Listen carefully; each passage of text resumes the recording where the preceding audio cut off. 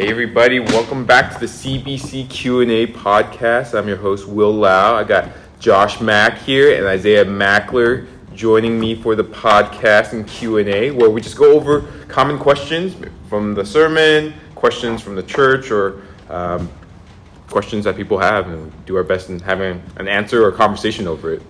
Awesome. But before we go into that, I thought it would be really cool just to hear any memorable Christmas gifts or events, things like that stood out to you guys from your childhood, from your life, whatever it is. Was there certain things that stood out Christmas-wise? Yeah. Well, one of the funny things about that question, as I was thinking about it this morning, is just how hard it is to remember Christmas presents that you've been given. So, I mean, I'm 48 years old now, so thousands of dollars have been spent on me over the years, and I can hardly remember any of those gifts.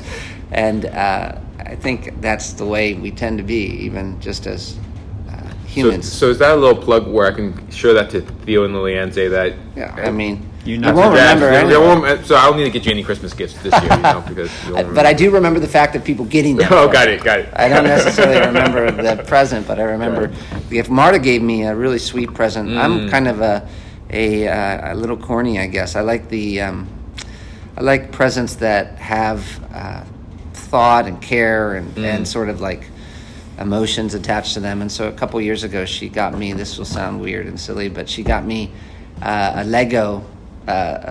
Legos, and it was Buckingham Palace. And that was where we had our first date, was at Buckingham Palace. And then she wrote a whole sweet little note about me being her prince and all those things. So very creative. That is one I can remember. For sure. That's very sweet. For sure. And you, Will, do you have a favorite? One thing that's like a story that stands up to me was that, like, growing up, we didn't have much, and so shoes-wise, pay less. Even the nicest pair of shoes, I remember the first time wearing them out, I stepped on dog poop and then just like stained it forever, right? The smell, even though after cleaning it.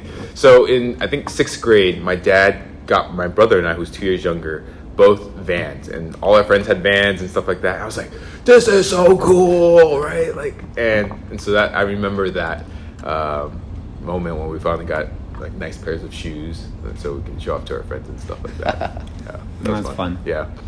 How about you, Isaiah?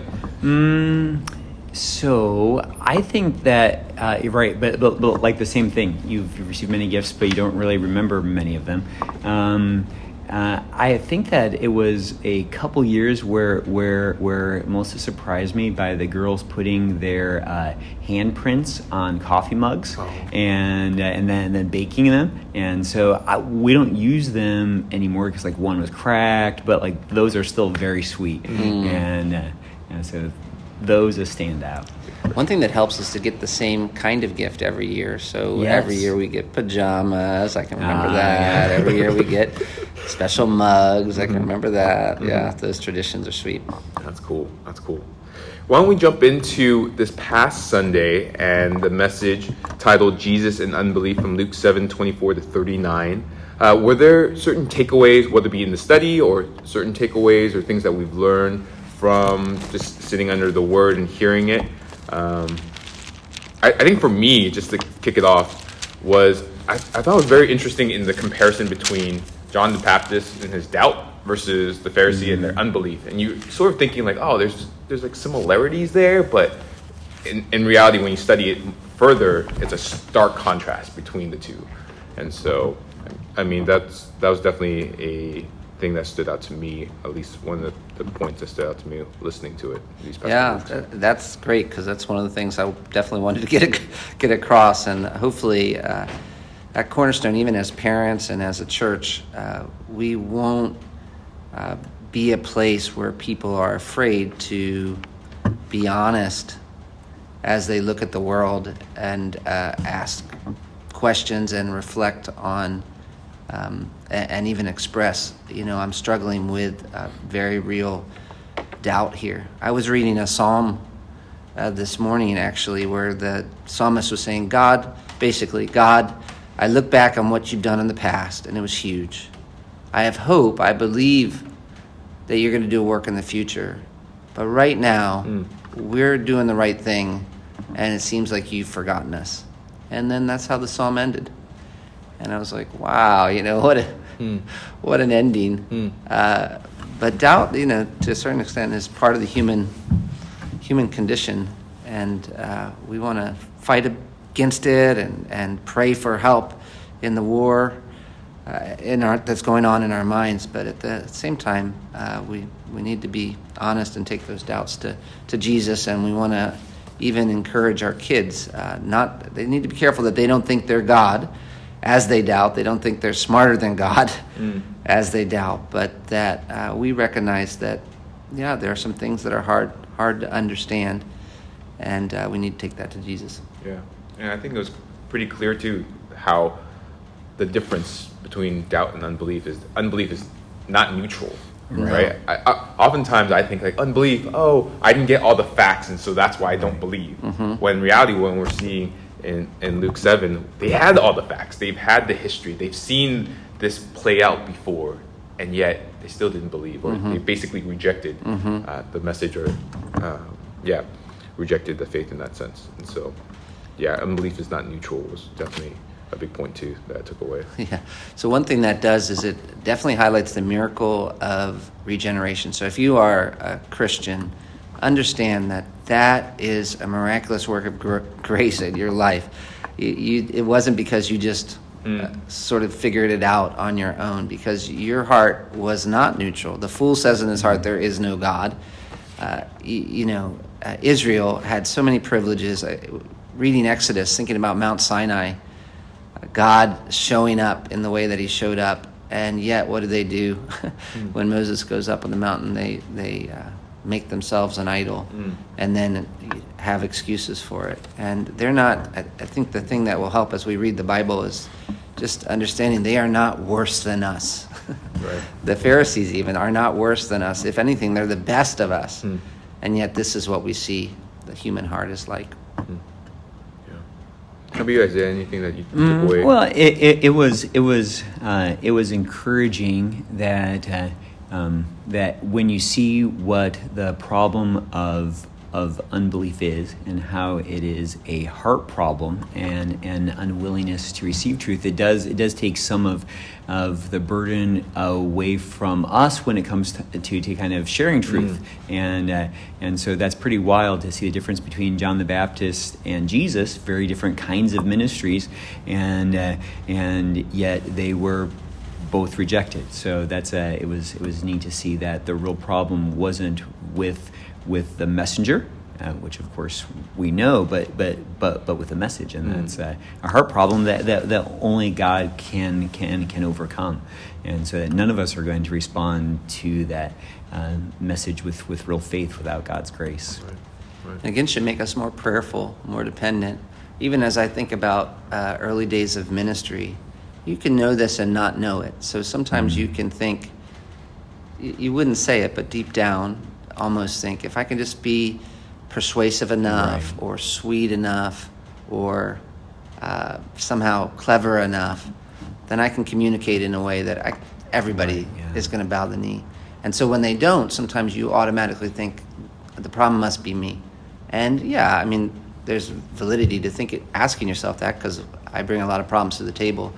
But at the same time, just because somebody rejects you, it really is important to understand that doesn't necessarily mean the problem was with you or with the message. It actually is normal. It's pretty normal for us to be rejected, and we have to take that into consideration as a church. If we're saying the reason we're not taking the gospel out is because we're not good enough or we're being rejected, if that's slowing us down, then what did we expect? Jesus was crucified. And so the goal is for us to glorify God. Our job is to proclaim this message. That's our job, to proclaim the message. God's in charge of conversion. And so we glorify God by proclaiming the message, and a lot of times being rejected as we proclaim it. And then sometimes we see just God in stunning ways save people. But and that kind of gets to what you were saying. The fact that we're surprised that we're rejected shows the confusion we have about our own hearts, because the only reason why we received it is because God did a miracle in us in bringing us to new life.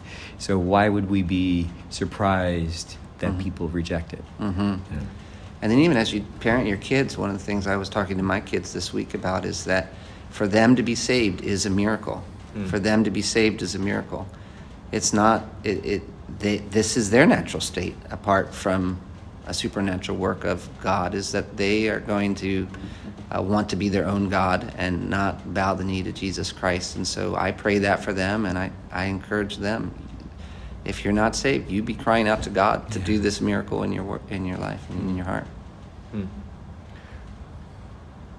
I was just thinking, in light of unbelief, in reality, like you're saying, we're very more like the Pharisees than we might think, because I often put them as bad guys, and we're not bad guys. We're good guys. We're protagonists of the story. And unbelief is basically an aspect of rejection or wanting to be God and not obeying, wanting to reinterpret the command, and because of whether it be my comfort, because I don't like it, what a variety of reasons why you reject, basically, right? I guess what I'm trying to get at is, like, what are there certain signs? Because, like, hey, we do believe, and help my unbelief, there's an aspect of that. But then at the same time, there's certain things that we're doing that's just basically showing true unbelief, true rejection of who we say we are as Christians. And so I was thinking about that, because there's doubt. When we come to doubt, we come to Jesus asking for him to, like, change, asking for help, because we're dependent, like John the Baptist was showing, despite whatever the results may be.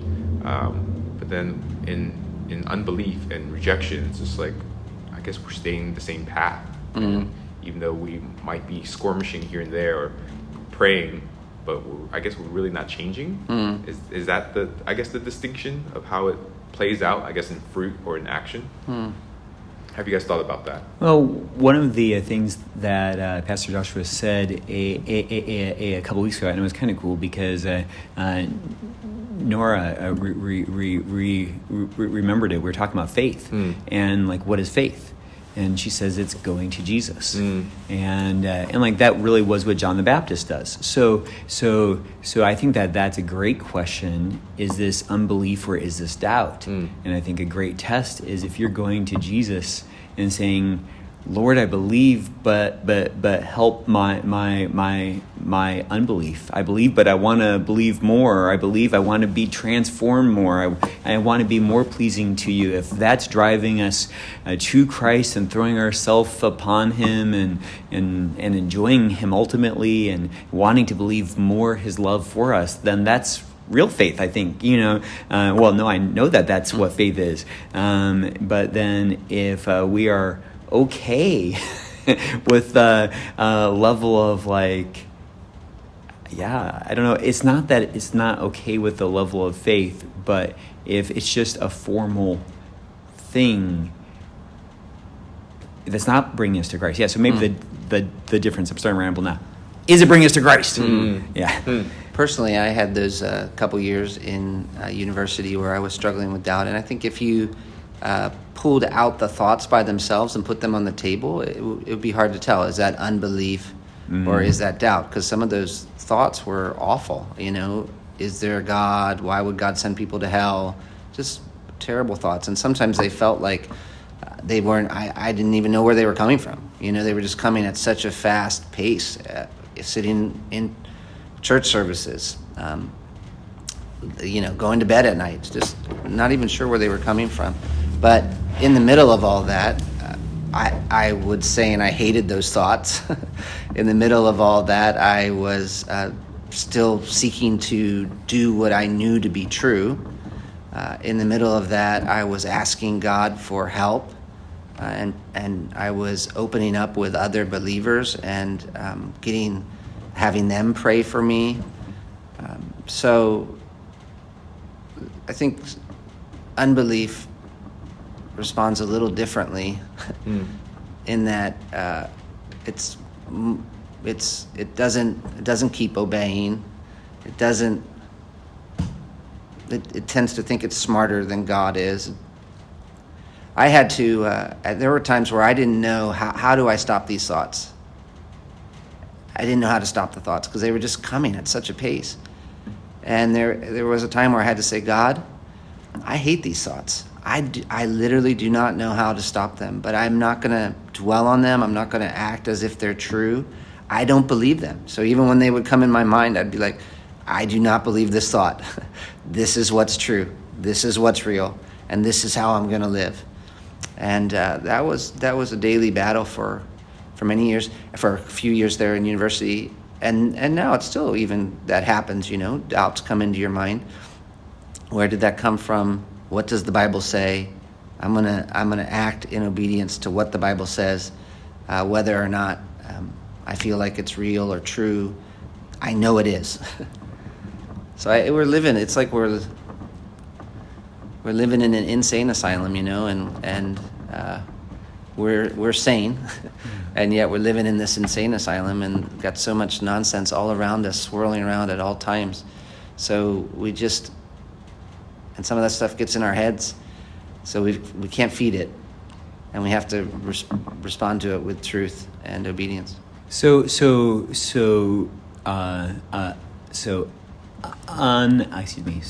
unbelief then is like maybe that doubt becomes sin when you give into it, and I'm just kind of picturing it as you speak of as like intentionally closing the door, right? I mean, it's not keeping communication open with God, expressing doubts to Him, but it is giving into the temptation of I'm sealing a door kind of onto my relationship with God because He's not answering questions the way that I want them to be answered. Yeah. So it's getting freedom. I mean, ultimately is what unbelief is by boxing God out. Right. It's a struggle sometimes to be precise, in terms of is this a temptation or is it a sin when it's in my own head?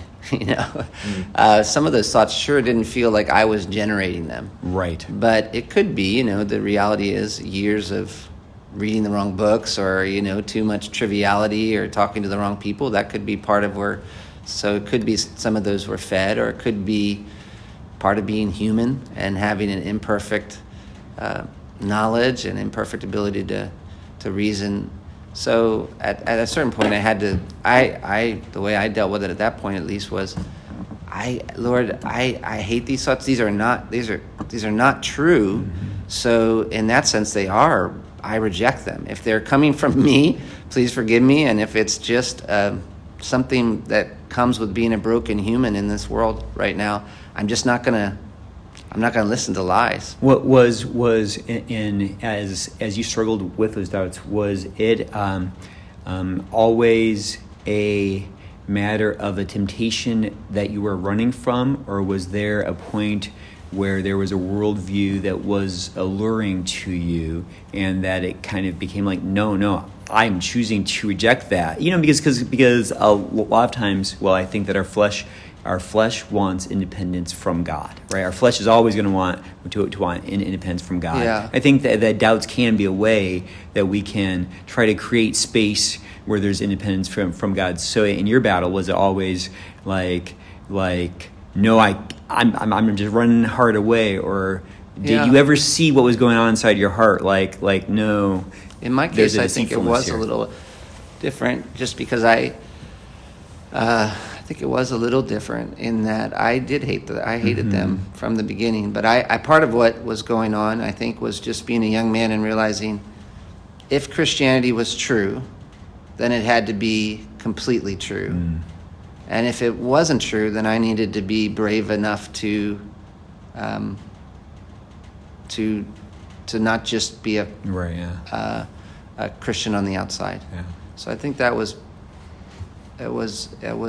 what was going on, was like, I don't want to go through my life and be an old man who was just going to church and living half-hearted and not really banking on this, because it's either completely true and changes everything, or it's totally false and tomorrow you die. So that was, I think, a part of why God allowed that in my life at that moment. It's helpful to talk about. I think the last question we could potentially talk through was going through an article from Desiring God and it was titled "What Grieving People Wish You Would Know, Wish You Knew at Christmas," and really just the idea that although it can be a time of great joy, celebration, happiness, there are people out there, many, that are dealing with loss of a loved one, family tensions, awkwardness, no family around, this, that, and the other, and just difficulties. Sad past. Yeah, exactly. Difficulties, and knowing how to deal with that, knowing how to minister, how to be a good friend and brother, or a believer in Christ in light of someone going through that. I guess, did you guys have any thoughts? I don't know, Isaiah, did you have any thoughts in light of that? Well, as you described that, I mean, it like one of the challenges is when you are expected not just to worship Christ, which has its own challenges, as we're even talking about, even though he's wonderful and deserves to be worshiped. It is interesting when you're like go into a month long of you should feel a certain way, you know. So these are the feelings you should feel. You should feel a lot of warmth. You should have a lot of happy memories.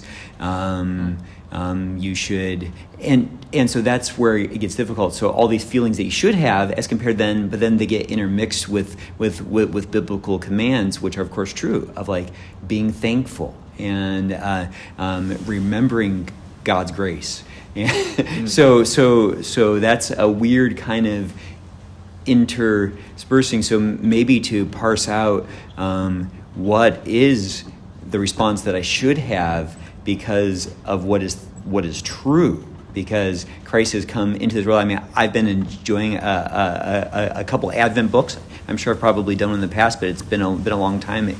If I have, there's a PDF you can get by John Piper called "The Dawn of Indestructible Joy." It's free. You can search for it.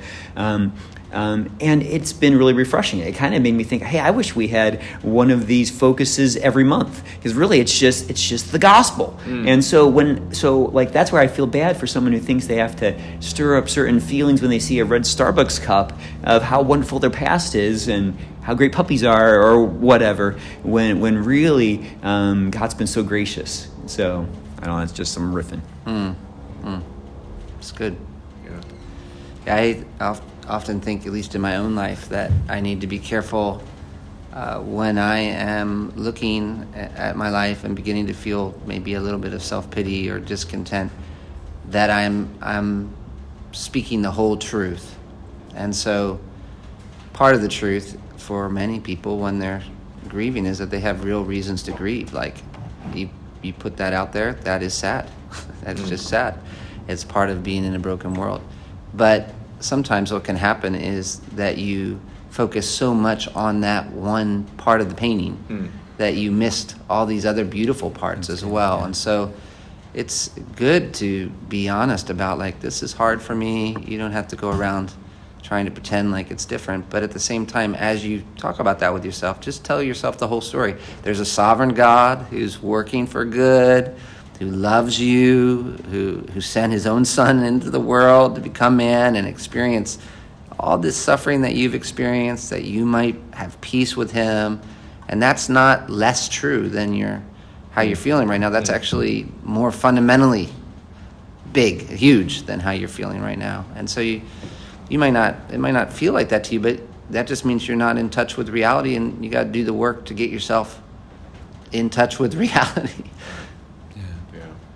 Yeah, if there is sadness because of missed loved ones, can you turn it, that sadness is real, but can you turn it into thankfulness for the time that you had with them?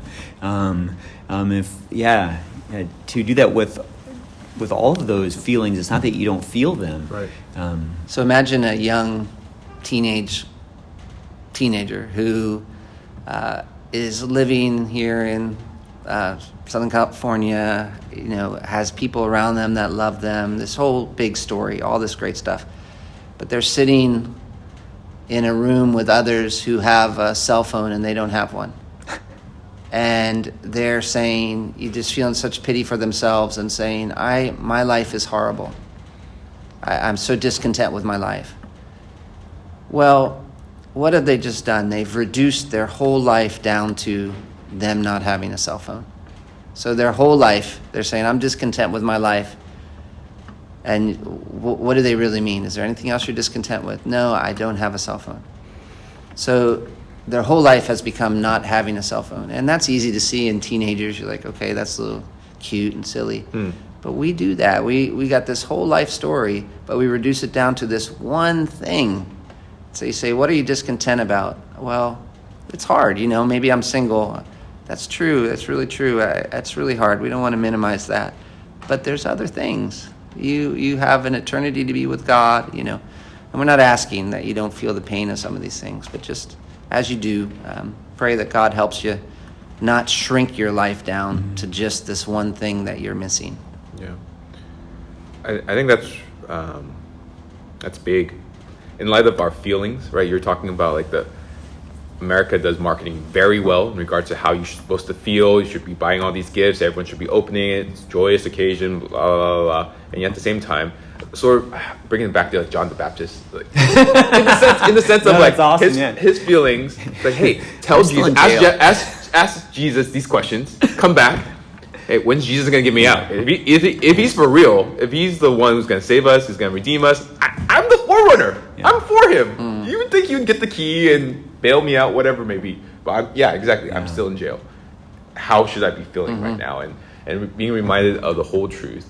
I think that's huge, and that's good correction. That's good potential rebuke for somebody. Like, if someone was to tell me like, "Oh, I'm going through all this," and I could just sit there and just listen and just like, "Oh, I feel bad for you, brother or sister," and not say anything. And that might be appropriate. I'm not saying that is or isn't appropriate, but I'm saying that could be opportunities as well where you can provide a reminder of the bigger story that we all believe, that we believe. If we say we're Christians and we follow Jesus and we love Jesus, then this is the truth as well. And how's that going to impact your life in light of the situation you're dealing with right now? Right. It's hard sometimes when you're dealing with others, but certainly when they're dealing with me, I want them to be kind and gracious and recognize that I'm suffering. But at the same time, I want them to tell me the truth. It's hard to understand exactly why that would bother me. There's with this Advent idea. It's not just supposed to be like counting the days until Christ was supposed to be born, but that and churches that have liturgies or different other kinds of liturgies, like the idea is you're looking towards Christ's second coming, and so that is in a sense the perfect response. We're not just looking back, we're really not looking to a manger. We're not even looking back to a cross. All those things are amazing and wonderful, but we are waiting for Christ to come back. So in a sense, being broken during this season is perfect because the world is broken and Christ is going to come and fix it. And we can even lean into some of those feelings a little bit because you're right, and you don't even realize, you maybe don't even appreciate how broken the world is right now. Right. So lament, not just over your suffering, but also over all this stuff that we don't normally feel because we're so self-centered. I'm sure some of us had some very and long for the return of Christ. Some very sad Christmases growing up. But how many millions are going to have a sadder Christmas? This year, and we should grieve over that. Yeah, it's sad. Yeah, and Jesus is coming back. Yeah, exactly. Both are true. Right. I think that's that reminder of like Luke 5. I was listening to the sermons again, or just our dialogue over it, and just being reminded that this is not heaven, right? We're still waiting for Jesus, and so there is that aspect of mourning. It is that aspect of like fasting and longing for him to come, and saying Maranatha, despite whatever the season, the time of the year it is, and some of us are fixers. When somebody's sad, we just got to find a way to fix it so quickly, to get that feeling like as if they're not allowed to feel that. And we need to be careful, too. We're not the Savior. There is a Savior who is coming back, and we have maybe a role to play to come alongside of them and bear their burden with them and help them think truly. But we don't want to take on the role of Jesus in their life or think that salvation is them feeling like everything was perfect in this world, because it's actually not right now. We need to have a little bit of discontentment as we long for the return of Christ. Yeah, Jesus didn't come to give us all Hallmark Christmases. Yeah. No. Yeah. And it's neat if you do get to experience enjoy one it. of those.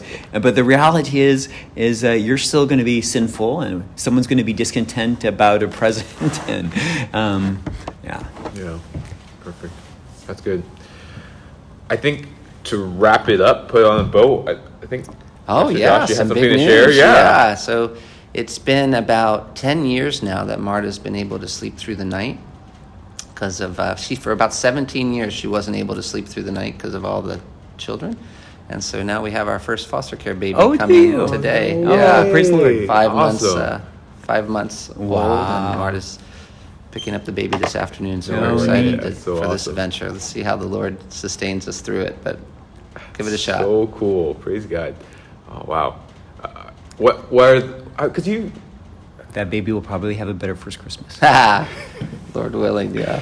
Something looking forward to in regards to like this fostering process? Oh, it's just so fun to see the family, how excited they are, and even Marta, she gets so excited to serve, and the kids too. And then I'm looking forward to see the way the Lord, because it's right on the edge of too much, So I'm looking forward to see the way the Lord sustains us, and seeing if we can do it, long term, if we're able to, and then also excited to get to know potentially the people surrounding the baby, because we just feel like that's a great opportunity for us to show the love of Christ. Not to dig in too deep, but like, what made you guys want to lean in more? Because like you were saying, you're on the cusp of, is this too much, or is this by doing this could be too much for our family in that sense? Yeah. What made you want to lean in on saying? Yeah, Well, let's do it. in the past, we always find more joy in pushing towards sacrificial service, and so we've just seen that time and time and time again. So, sort of loving that joy and knowing that joy from the past has sort of made me excited. Let's give it a shot and see if we have the capability of doing this, because it just was such a joy in the past, and seeing God open up surprising different opportunities. Another is, I'm not the most just like meet somebody on the street, hey, let's talk for 2 hours. I'm more like, once I'm able to have a really good conversation, but that initial start is not always my greatest strength. And so this seems like a way the Lord's enabled us in the past to develop more relationships with unbelievers, where we could have significant conversations. And so it's kind of easy, hard way to do that. Cool. Thank you for sharing that. That's exciting. Yeah. Definitely be praying for you guys. Please. Yeah. We'll I was like, what are you leading up to? It's like sleepless nights. I Yeah. was like, oh, okay. Yeah, well, no miracles happening. Maybe we'll have. Not quite Abraham yet, but we're...